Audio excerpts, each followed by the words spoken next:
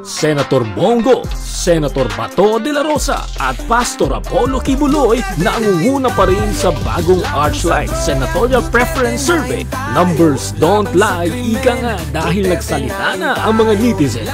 Dahil sa pinaka-latest na Archlight Preference Survey, 7th round, ay nangunguna pa rin ang mga pambato ng PDP laban. Ang online poll survey na ito ay isinagawa mula February 22 hanggang February 25, 2025 mula sa 66 senatorial candidates na pinagpilian.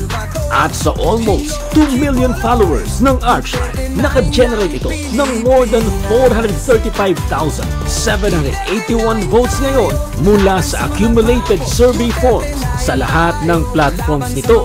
At naka-record ng 5.2 million in total engagements. Hindi man ito official survey, ngunit pinapahiwatig naman ito ang sigaw ng nakararami, especially sa social media. Ito ang naging resulta ng Archlight Senatorial Preference Survey 7th round.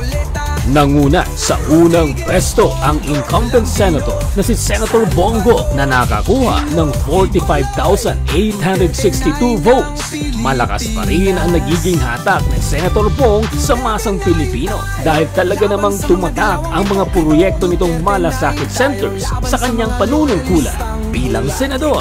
Pumapangalawa naman sa Archlight Survey si Senator Bato de la Rosa na may 44,614 votes. Katulad ni Senator Bongo, si Senator Bato ay muling nagsusumamo sa sambayan ng Pilipino na may pagpatuloy niya ang kanyang pagiging senador sa isa pang termino.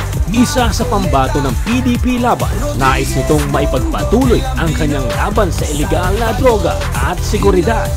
Nasa pangatlong pwesto naman si Pastor Apollo Kibuloy, isa sa mga pinakamatunog na pangalan at frontrunner ngayong midterm elections na nakakuha ng 44,211 votes. Nakapiit man ngayon dahil naging biktima ng political persecutions, ang matatag na KOJC leader ay hindi natitinag na ipaglaban ang hustisya para sa Diyos at bayan. Dala ang kanyang mga plano at plataforma para sa bansa tulad ng zero corruption, kalinisan at pag-unlad. Siya ang naging simbolo at tagapagtanggol ng mga naaapi, ang kalaban ng mga kurap at mapang-abuso, ang kasangga kontra NPA at inspirasyon ng bawat Pilipino. Wala man ito sa mga campaign rallies, ngunit nag-uumapaw naman ang suporta nito hindi lang mula sa mga miyembro ng KOJC, ngunit kahit saan mang sulok ng Pilipinas at sa labas ng bansa. Maging ang kanyang matalik na kaibigan, si former President Rodrigo Duterte at VP Sara Duterte, ay lubos ang suporta sa kanyang desisyon na tumakbo sa eleksyon dahil si Pastor Kibuloy umano ang magiging heartbeat ng mga Pilipino sa Senado.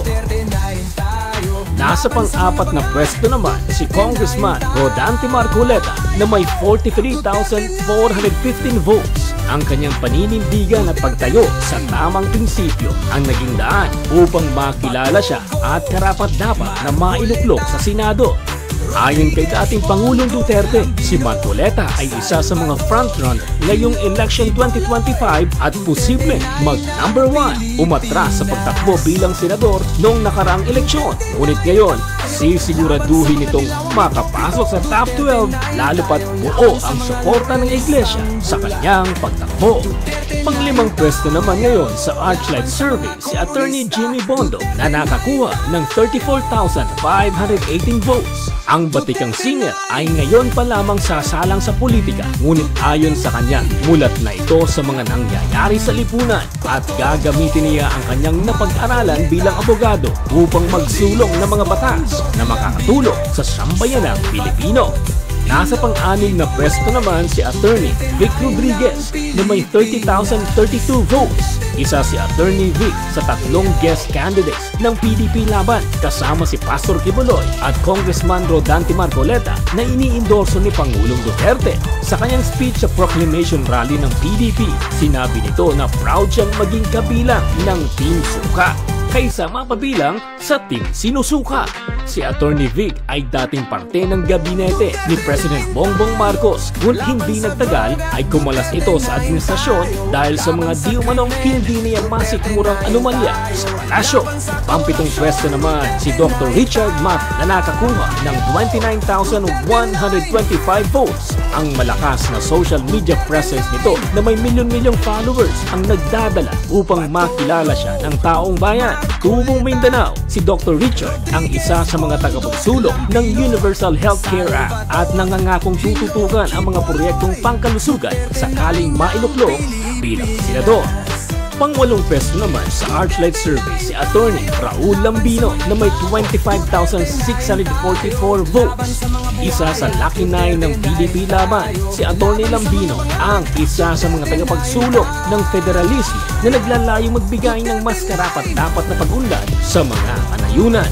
Nasa pangsyam naman si Philip Salvador na mayroong 25,341 votes. Artista mang naturingan, ngunit sinasabi niyang magiging epektibo siyang senador kung papalarin ngayong eleksyon. Number 10 naman, ngayon sa survey, si Attorney J.B. Hinlo na mayroong 24,562 votes. Isa si Attorney J.B. sa 4 na pambatong lawyers ng PDP laban sa Senado, kasama si Attorney Marcoleta, Attorney Lambino at Attorney Bondo. Sa pinakahuling speech ni President Duterte, ang tanging hiling nito sa mga taga-suporta ay ipasok ang lahat na kanyang mga iniendorso, lalo na't kakailanganin umano ng sapat na bilang ng senador upang tumutol sa pagkaka-impeach ni Vice President Sara Duterte. Inamin nito na hindi sapat ang pondo ng PDP upang matustusan ang kampanya, ngunit umaasa ito sa taus-pusong pagsuporta ng taong bayan. Ang kumumpleto naman sa pang-11 at 12 spot ng Archlight Survey ay sina Bam Aquino na may 5,144 votes at si dating Senator Panfilo Lacson na may 4,468 votes. Kapansin-pansin naman ang malaking drop ng boto kung ikukumpara ito sa boto ng mga PDP laban senatorial candidates.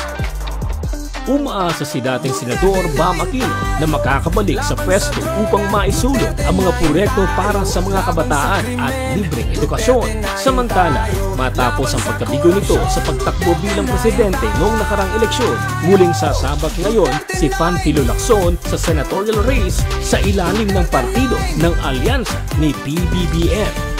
Ang tanong ng marami ngayon, bakit wala ang alyansa senatorial slate sa top 12 ng Archlight Survey? Unang-una, hindi po namin hawak ang desisyon ng mga bumoto sa ating online survey at ang tanging ginawa po natin ay nagtali tayo ng mga boto mula sa mga followers. Hindi na po saklaw ng Archlight kung ang mga bumoto ay panig sa PDP o panig sa PBBM team o iba pang partido dahil ang resulta lamang ng survey ang tinitingnan ito.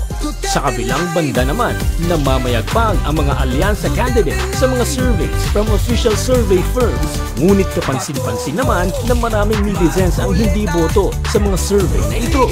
Sa pagpapatuloy, ito ang mga kandidato na nakapasok mula top 13 to top 24 ng Archlight Survey.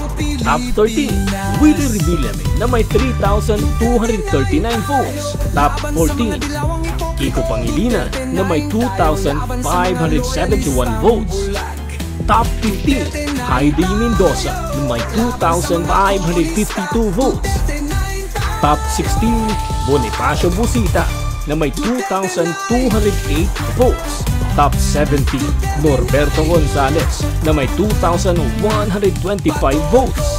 Top 18, Luke Espiritu na may 2,112 votes.